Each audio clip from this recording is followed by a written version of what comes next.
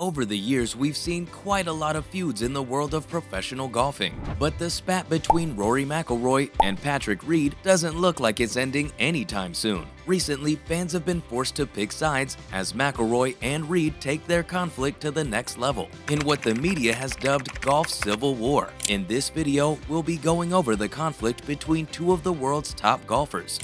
22 to 25 tournaments a year. If you can give yourself a chance in a majority of those tournaments. To give you the inside scoop on everything that has unfolded so far. But before we begin, remember to give the video a thumbs up and subscribe to the channel so you don't miss out on our next video. And with that, let's tee off. It all started with McIlroy's criticism of players joining the LIV golf circuit, and things escalated at the Dubai Desert Classic when Reed threw a tee towards McIlroy and called him an immature little child. Reed, a 32-year-old American who has competed in the US Masters, recently joined the alternative LIV Golf Tour to much fanfare. McIlroy, a four-time major champion from Northern Ireland and the current world #1, has been very vocal about the Saudi-backed league. McIlroy has been a staunch opponent of his rival's LIV breakaway, choosing instead to turn down a huge payday to stay in the US-based PGA Tour. This week on the DP World Tour is the Dubai Desert Classic, and both Patrick Reed and Rory McIlroy competed for the $8,200,000 purse. According to reports, a fight broke out between the two on the Mcllory course's driving range during their pre-event preparations, with the American seemingly throwing a tee at his Ryder Cup opponent. Following the incident, the world's #1 and two-time winner of the Desert Classic went on to call Teagate as a storm in a teacup. Those statements made are already capturing the world of golf, with tensions already at a high. However, he also mentioned feeling mentally drained toward the end of last season due to the rise of the LIV golf circuit. It's understandable given the pressure and attention that comes with being a top player in the sport. But despite these challenges, McIlroy remains optimistic about the future of professional golf.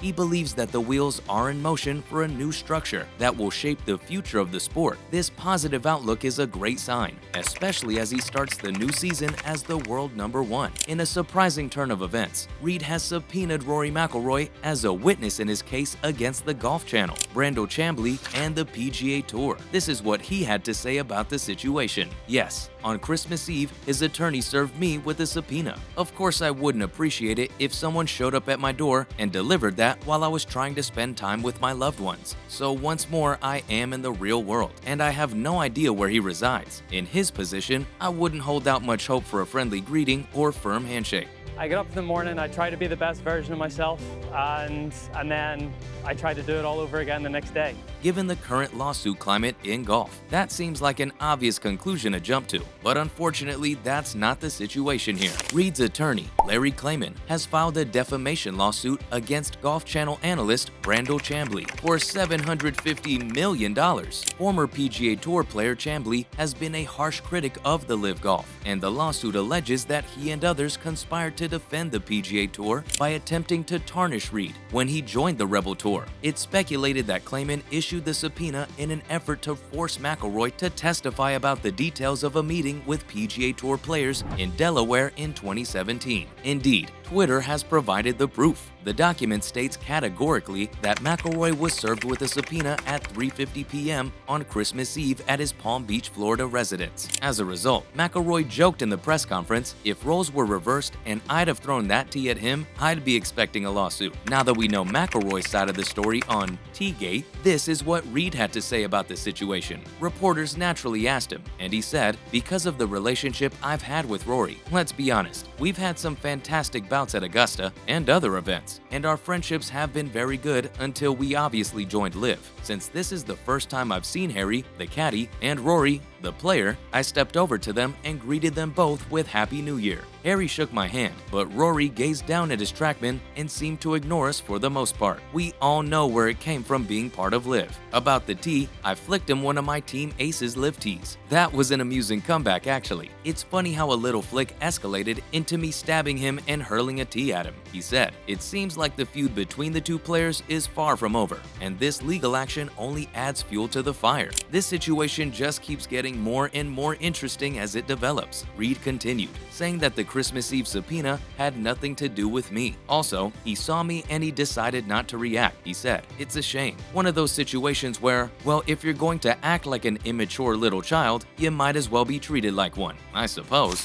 Wow. Is there anything else that Reed mentioned? Perhaps he was referring to their confrontation at the Ryder Cup when he said McIlroy was still upset about something. Reed said, "That would be wonderful," when asked about the possibility of playing alongside McIlroy at this weekend's Dubai Desert Classic. "This much I can guarantee, there won't be a lot of chit-chat. I could say hello to him on the first tee and he still wouldn't respond. Basically, I can simply be polite and as much of a gentleman as I can be. If he doesn't reply, it's his decision."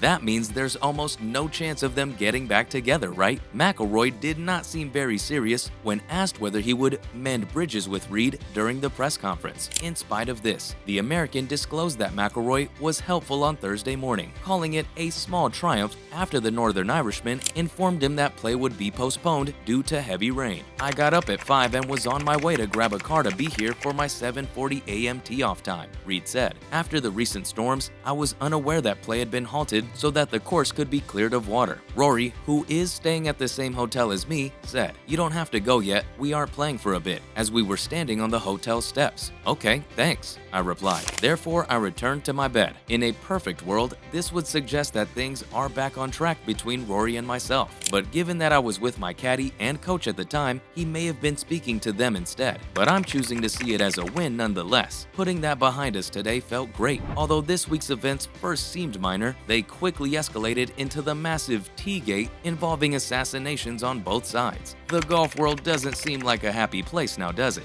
No, it's dangerous. Next month, an arbitration hearing will be held to decide if the LIV golfers can still play in DP World Tour events like the one in Dubai. They are no longer allowed to play on the PGA Tour in the United States at all. Inside LIV, things are just as clear, and the second season of their circuit will start next month, but they have not announced any new players yet. Mito Pereira, who is ranked 44th in the world, is expected to switch teams, and it's thought that the Saudi-backed tour wants Belgium's Thomas Pieters. Such inactivity occurs at a time when McIlroy and Woods have urged LIV CEO Greg Norman to step down in order to foster cooperation between the established and emerging leadership groups. Theoretically, Norman's position has been bolstered by a series of senior departures from LIV's leadership, but McIlroy added, "I mean, if the chief executive doesn't have an executive team, I don't know how strong that is. He needs help. He can't handle it on his own." Unfortunately, this disagreement isn't going away anytime soon. In conclusion, the incident at the Dubai Desert Classic highlights the ongoing feud and differing views on the future of professional golf.